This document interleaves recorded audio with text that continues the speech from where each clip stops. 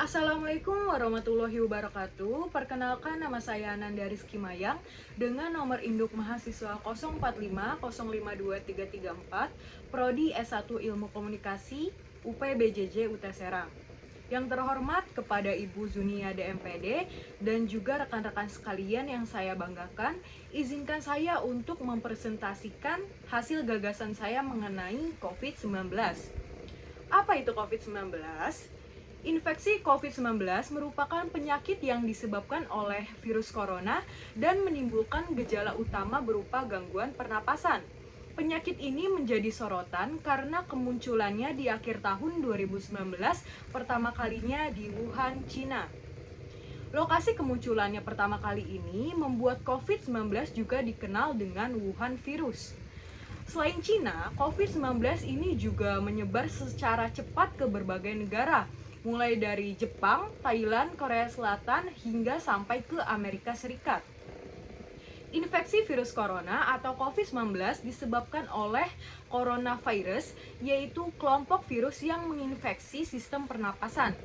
Pada sebagian besar kasus, coronavirus hanya menyebabkan infeksi pernapasan ringan sampai dengan sedang seperti flu. Namun virus ini juga bisa menyebabkan infeksi pernapasan berat seperti pneumonia, SARS dan juga MERS. Seseorang dapat tertular COVID-19 melalui berbagai cara. Di antaranya yang pertama ada ketidaksengajaan menghirup percikan ludah atau droplet yang keluar saat penderita COVID-19 sedang batuk atau bersin.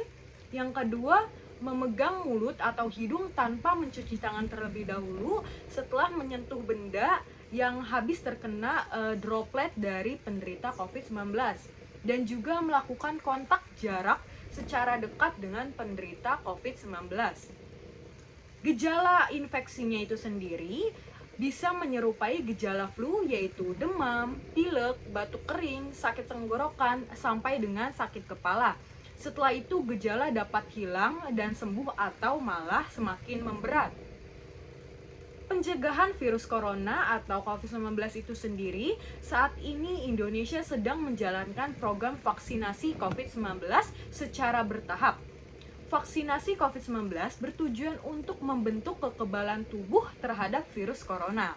Selain itu, vaksinasi juga bertujuan untuk membentuk kekebalan kelompok. Dengan begitu, masyarakat yang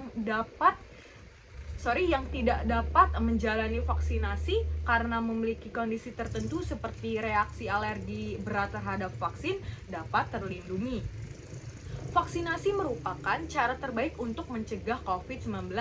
Namun kita juga harus menghindari faktor-faktor yang dapat menyebabkan infeksi corona itu sendiri.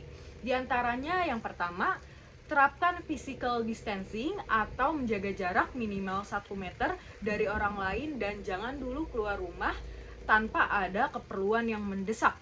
Yang kedua, gunakan masker saat beraktivitas di tempat umum atau keramaian, termasuk saat pergi berbelanja bahan makanan ataupun beribadah pada saat hari raya.